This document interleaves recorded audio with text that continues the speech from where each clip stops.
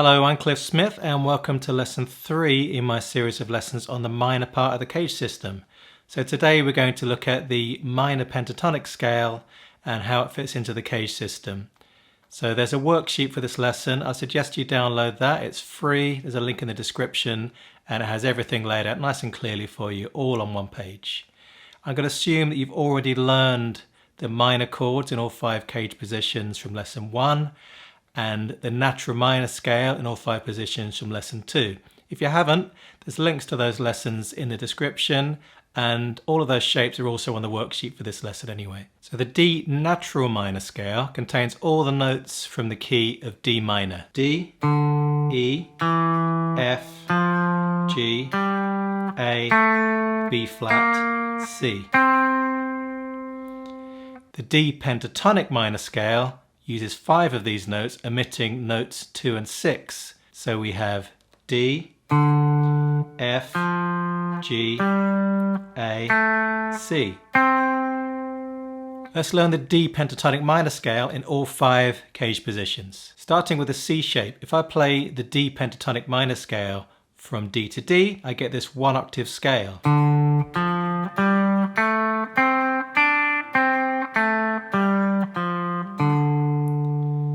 There's nothing wrong with that scale, but we're only using 4 strings. And there are 6 notes from the scale in this position of the neck that we haven't played yet. Below the bottom D, we have C, A, and G. And above the top D, we have F, G, and A. In the CAGED system, we tend to play all the notes of the scale that are available to us in the position of the neck we're in. So for our C-shape D minor pentatonic scale, it would look like this. Now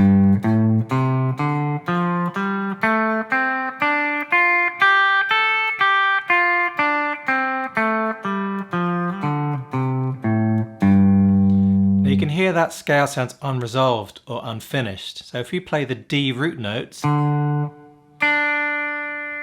now we've given that scale some context and you can hear those notes fit around the key of D minor. So a good way to practice it would be root note, scale, root note, like this. Now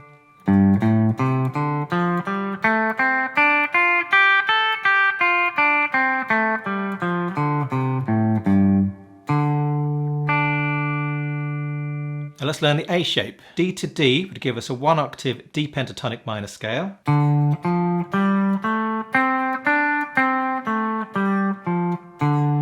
If we fill in the rest of the notes in this area of the neck, we get a C and an A at the bottom and F, G, A, C at the top. So the whole scale with root notes would look like this. D root notes, minor pentatonic scale.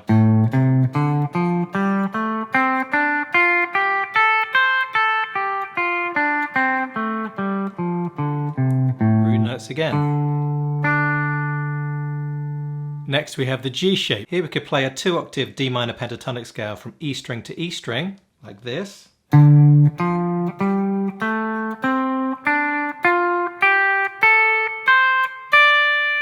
There's just 1 extra note available in this position, which is a low C. So the whole scale with root notes would look like this.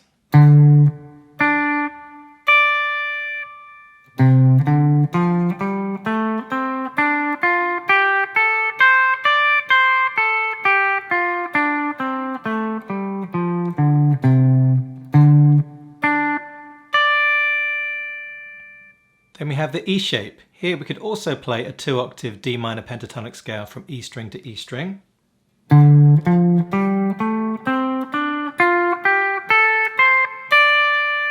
just 1 extra note available in this position, which is a high F. So the whole scale with root notes would be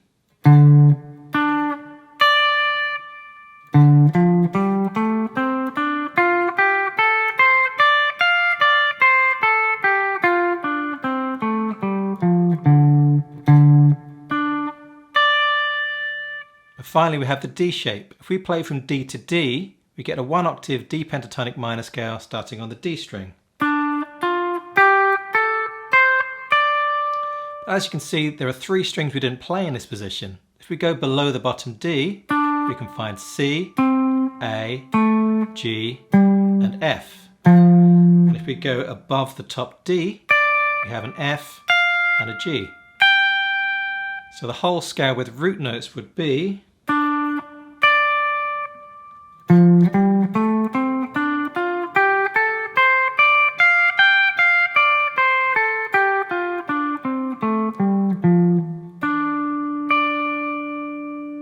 and that's all 5 shapes. So by now you should know all 5 CAGED shapes of the D natural minor scale, the D pentatonic minor scale, the D minor chord, and the D root shapes. So let me show you how to practice all of that together efficiently. C shape, D minor chord, root notes, D natural minor scale,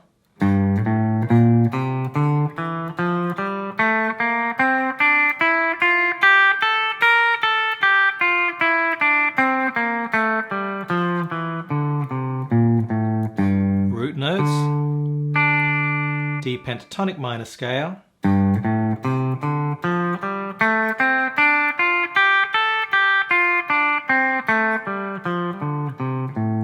root notes, A shape, D minor chord, root notes, D natural minor scale,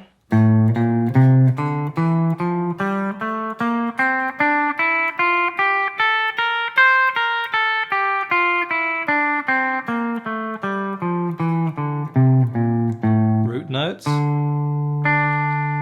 D pentatonic minor scale,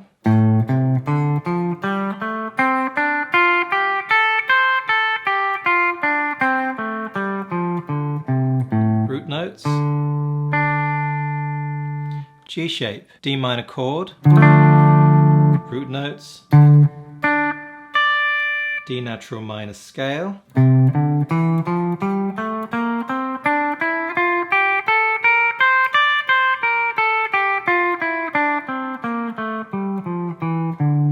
root notes, D pentatonic minor scale,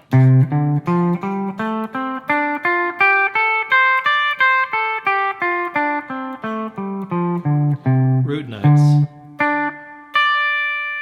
E shape, D minor chord, root notes, D natural minor scale,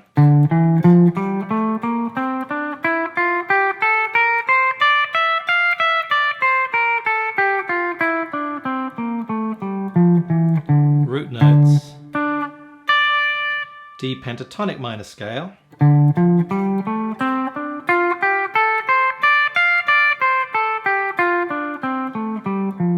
root notes, and lastly the D shape, D minor chord, root notes, D natural minor scale,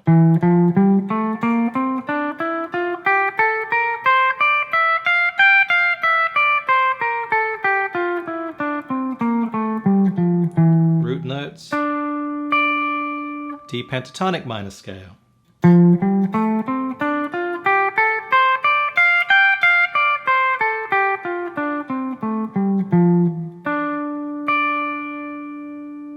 So I hope that now you see the value of practicing those root notes. They're in everything and they help you to connect up all the different types of chords, scales and arpeggios on the guitar, as well as helping you to learn the notes on the neck. So once you can play the natural minor scale, the pentatonic minor scale, the minor chord and the root notes in the key of D minor, then try that in all the other keys. And once you've gone through all 12 keys, you're really going to know these shapes well. Now don't forget to use the scales to make music. There's a link to a backing track in the description to this video, and you can improvise over that using the D natural minor scale, the D pentatonic minor scale, and you can mix them up. And I definitely recommend mixing them up so you can sort of hear the differences between them. If you want a system for going through all the keys, then use the cycle of fourths like we did in lesson 1. i.e. after D minor, play them in G minor, then C minor, etc. until you've gone through all 12 keys in fourths. And there's a link to the cycle of fourths worksheet in the description to this video. So that's lesson 3. So well done for getting this far. If you found that a bit difficult, then maybe just go over lesson 1 and lesson 2. Make sure you haven't missed any of the fundamentals. There's links to both of those in the description. And lesson 4 will be coming soon.